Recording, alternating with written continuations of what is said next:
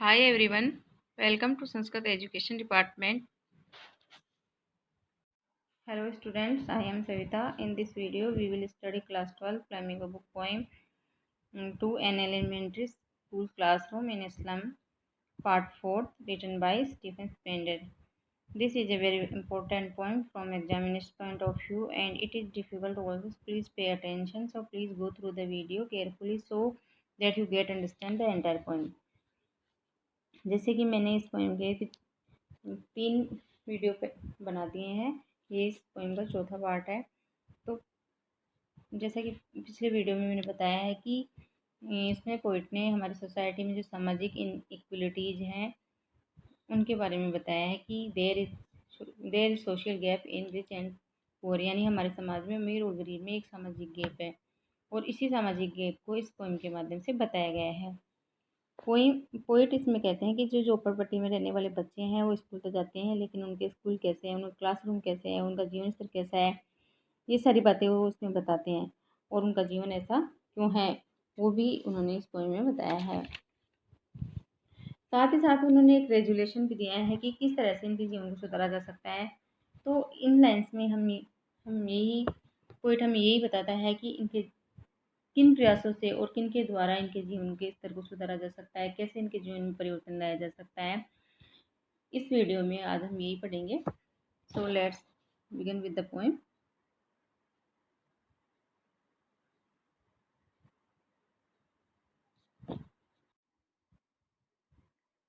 Unless governor, inspector, visitor, this may becomes their window, and these windows that shut upon their lives like catacombs.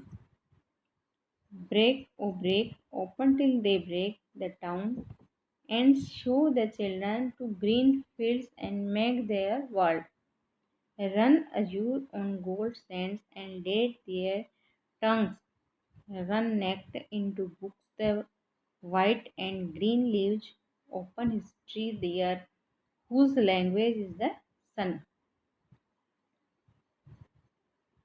Unless governor, inspector, visitor. अब यहाँ पर poet कहते हैं कि policy makers और जो authoritarian लोग हैं उनसे वो रिक्वेस्ट कर रहे हैं कि इन सभी बच्चों के लिए वो गवर्नर से, इंस्पेक्टर से, विजिटर से रिक्वेस्ट कर रहे हैं कि ये ही वो लोग हैं जो इनके जीवन स्तर में परिवर्तन ला सकते हैं, इनके जीवन स्तर को सुधार सकते हैं। Catacombs, what is catacomb?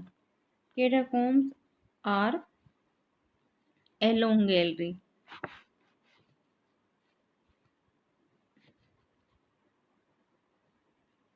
A long gallery, यहाँ पर डेड बॉडीज को दफनाया गया था बिफोर द 7th सेंचुरी।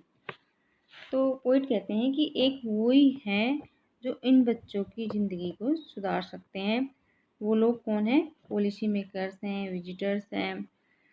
और ये जो मैप है, this map becomes their window, कि ये जो मैप है उनके लिए एक विंडो बन जाना चाहिए।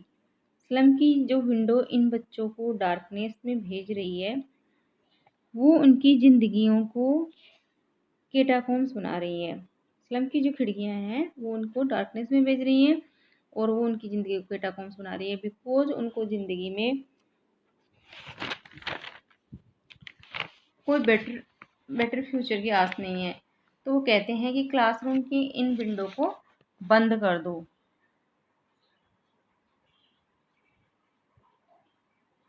और जो मैप है उनको उन बच्चों की विंडो बना दो। यानी जो ये मैप्स जो यहाँ की क्लासरूम की दीवार पर लगे हैं उनको इन बच्चों की विंडो बना दो। मीन्स उनको बाहर की दुनिया, स्लम से बाहर की दुनिया दिखाओ। मैप में जो दुनिया है वो दुनिया उन्हें खिड़की के बाहर भी दिखनी चाहिए। Here we can see simile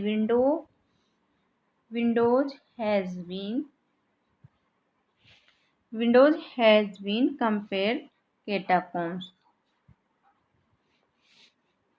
Then the poet says, break open till day break the town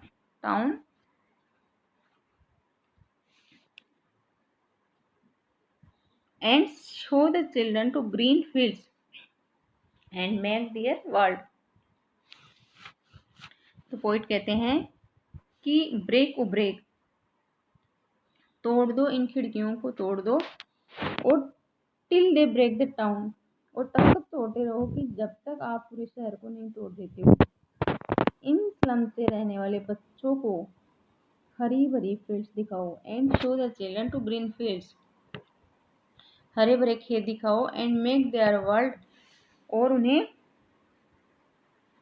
nature दिखाओ, तभी तो ये जीना सीख पाएंगे। और उनकी दुनिया को स्लम की दुनिया से बिल्कुल अलग कर दो, उनकी एक अलग ही दुनिया बना दो। Further he says, run azure on gold Sands,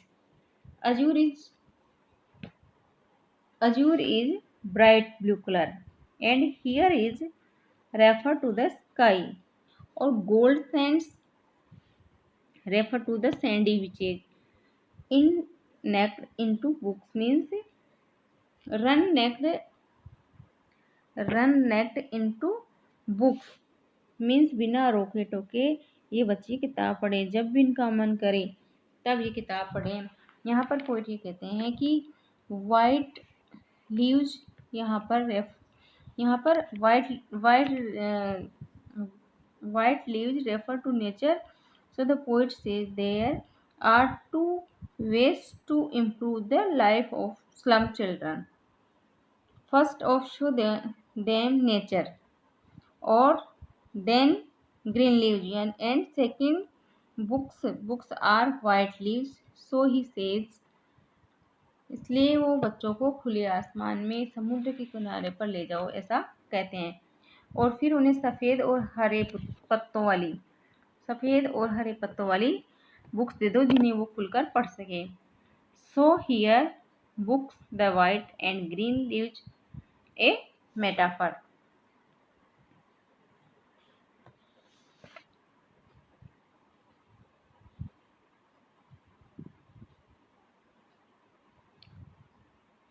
So here books, the white and green leaves a metaphor. The white leaves refer to books and green leaves refer to nature. And we can also see, now we read further. History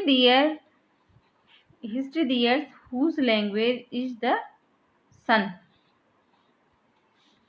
poet कहते हैं कि इतिहास वो ही लोग बनाते हैं जो सूर्य की भाषा को बोल पाते हैं, यानी जो सूर्य के साथ चलते हैं। यहाँ पर पोइट ये कहना चाहते हैं कि जो लोग सूर्य के साथ उठते हैं, सूर्योदय के साथ सुबह जल्दी उठते हैं, दिन के वक्त काम करते हैं और सनसेट के समय यानी सूर्यास्त के समय सो जाते हैं और सूर्य को प्रणाम करते हैं, ऐसे लोग ही होते हैं जो इतिहास को बना पाते हैं।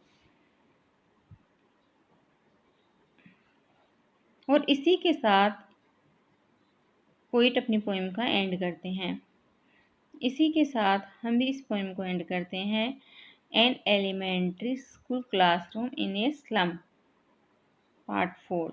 We read the poem, we discuss the difficult word meanings, I explain the poem to you, and we also seen the poetic devices that have been used here. Take care. Goodbye. Thank you.